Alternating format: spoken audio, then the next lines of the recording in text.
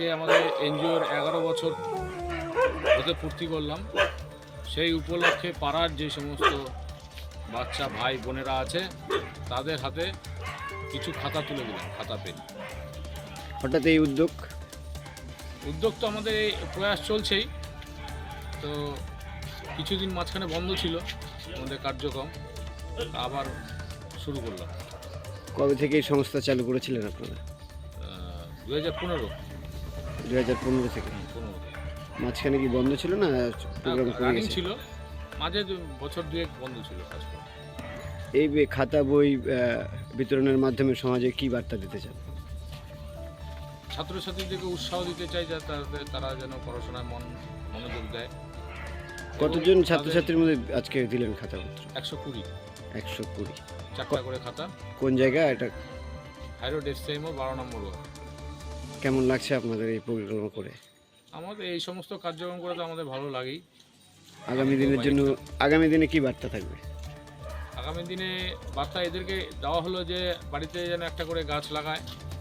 খালি আমরা সেবা দিব ঠিক আছে, তার পাশাপাশি আমরা তার ব্যাকফুটটাও নিব, যে তারা যেন গাছ একটা করে লাগায়, এটাও আমরা বার্তা দিলাম তাদেরকে, সেই সমস্ত ছোটো বাচ্চাদেরকে। আর তাদের পাশে আমরা থাকবো, এটা প্রতিশ্রুতি দিলাম যে সময় যদি দরকার পড়ে কখনো খাতা বই কিনতে পারছে না, তাহলে যদি আমাদেরকে তারা বলে আমরা তাদের পাশে দাঁড়াবো। বর্তমান সমাজে ছাত্রছাত্রীরা পড়াশোনার দিকে কম ঝুঁকে মোবাইলের বেশি আসক্ত, এই বিষয়টা কিভাবে দেখছেন? এই বিষয়টা নিয়ে আবার আমরা পরবর্তীতে আমাদের অভিযান থাকবে, আমরা বাড়ি বাড়ি যাব, ছাত্রদেরকে উৎসাহ দেবো যাতে পড়াশোনার দিকে মন দেয়। আমি ভাবছি এই বিষয়ে। সমাজে ফোন আসার পর থেকে মাঠে ছেলেপেলের যাতায়াত কমে গেছে, কি দেখছেন এই বিষয়টাকে?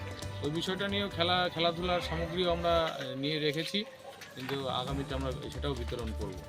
যারা মাঠে নামে তাদের উৎসাহ দেওয়ার জন্য আমরা প্রস্তুত থাকবো।